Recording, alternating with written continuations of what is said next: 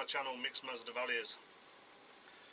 Well, firstly today I'd just like to welcome all the new viewers that I've had over the last 28 days. YouTube's telling me I've got 14 new viewers, which is absolutely fantastic. And what you're going to get on this channel is my genus, which is Masdevallias. But in this greenhouse, this cool to cold greenhouse, I also grow other plants.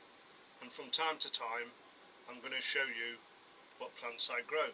Apart from Masdevallias, I also grow Dracula orchids. So expect a few videos on Draculas. I also grow a few carnivorous plants. Sarracenia. I love Sarracenia. I also grow Nepenthes, which is coming on quite well this time. It's got a nice leaf jump on that one. I also grow Venus flytraps, so I'm sure you'll be able to recognise these carnivorous plants. I also grow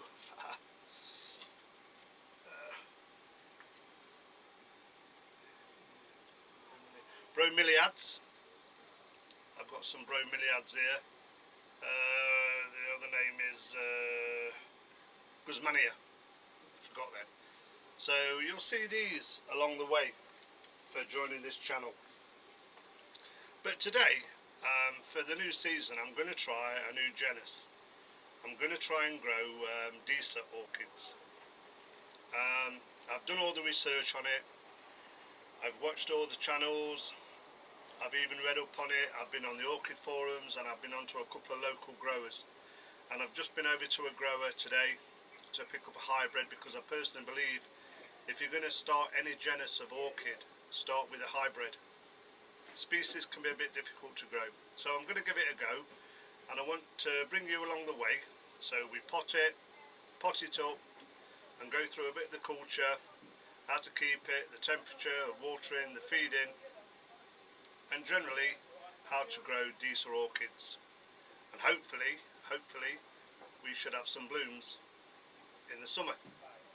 So give me a minute, let me get the division down and show you, then we can start the repot. Thank you. Well, here we are, viewers.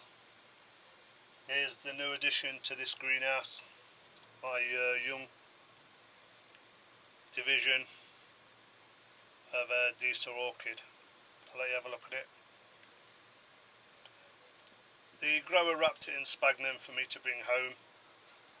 It's got a nice root system on it. I hope you can see that. I've got the camera set up at the end. And I thought we'd pot this together. Now, I've asked all the growers what the potting media should be, and the majority told me peat moss and perlite is the best growing media for Disa orchids. Some people do grow them in sphagnum moss, but the growers I've spoke to don't recommend sphagnum moss. So the mix needs to be 60-40. What I used a small jug. I used 3 jugs of peat moss to get the 60%, and I used 2 jugs of perlite to get the 40%. And I've mixed it all together here in this tray, so we'll pot it on together.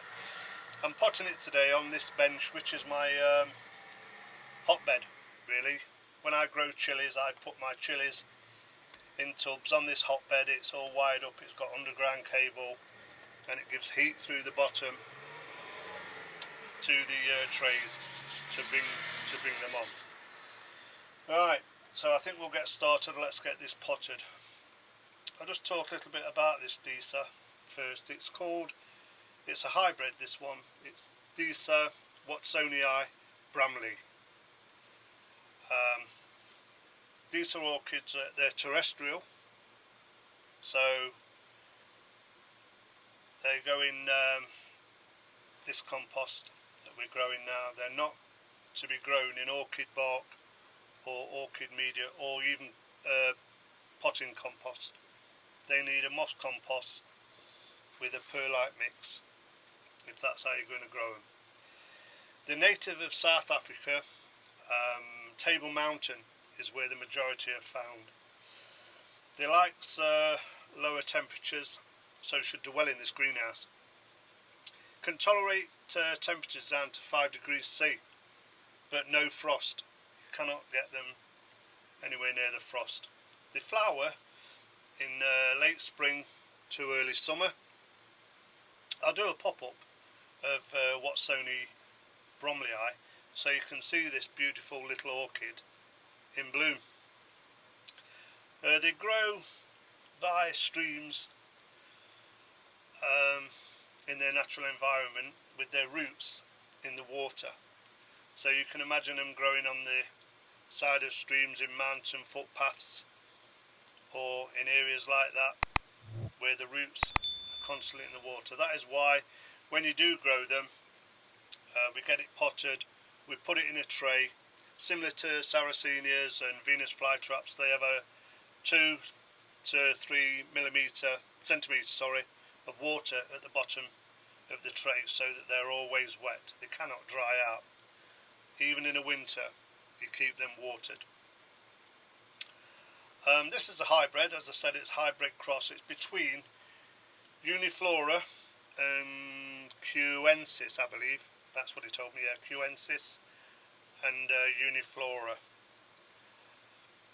So let's make a start and let's get this potted. I'll take off the wrapping it, put it in. Get rid of that. Get rid of this moss.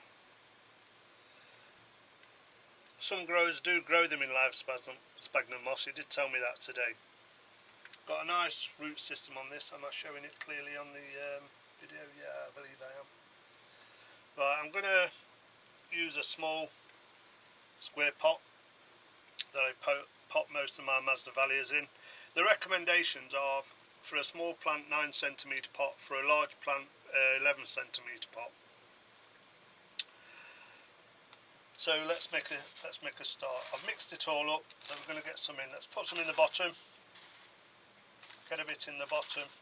What they did tell me, and a good recommendation, a good tip, is when you put your Disa Orchid into your pot, I'll just twist that a little bit because them roots are a bit very fine. When you do backfill your media, do not compact it down. You do not push it in like you would with a normal orchid or anything like that. Just put it in like such. I'll just tap, tap, tap, tap, tap, tap.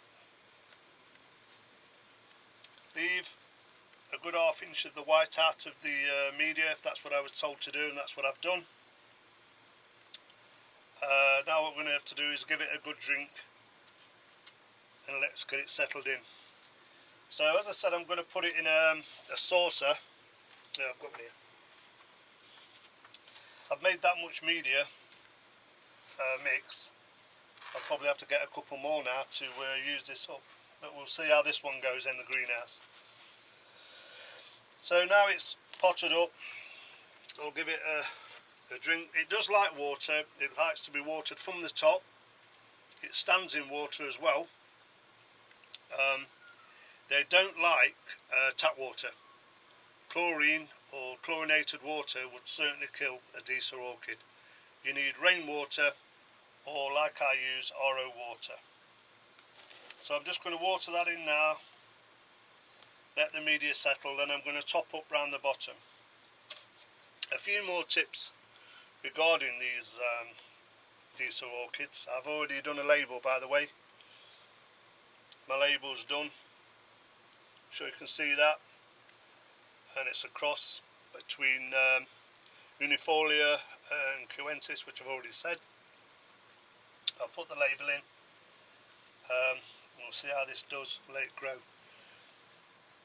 As I said about the watering, when you do the feeding, you feed these at quarter strength orchid fertiliser during the growing period. Only during the growing period. They don't need any feed during the winter months. When they've flowered, Disa Orchids, the leaves will go yellow and the flower stem will start going brown, and the plant is then dying back naturally. Don't be worried about that, that's what they do. At the same time they'll start putting new shoots out. So from around the plant you'll get new Disa Orchids for the following season. When the plant is finally died down and you've got the new shoots coming just about the autumn and winter time, you can take the plant out of the pot, soak it in a bucket of water to loosen all the media off, take off the new shoots or divisions, and then obviously repot them up and discard the old plant. It's no good to you then. But I hope you found that useful, and I hope some of you is going to have a go at growing Disa orchids, because they look amazing. I'm sure you've just looked at the picture that I've done the pop-ups, and you'll realise that they are a nice little orchid to grow, and you can grow them outdoors as well, but just remember the frost and protect them from the sun. They'll be alright in here because shade cloths will be on soon. I've only got one, and this is the only one I've got. They do have a tuber. I really should have shown you that before I potted it. The centre of the plant is like a small tuber. I believe it's called a stolon, or stolon, that grows with these Disa orchids. But this is a nice young division. Hopefully it's going to take, and surely during the coming months I'll show it you again to see how it's gone on. And that's it. I hope you found the video useful. Thanks for watching, and I'll catch you on the next one. Bye for now.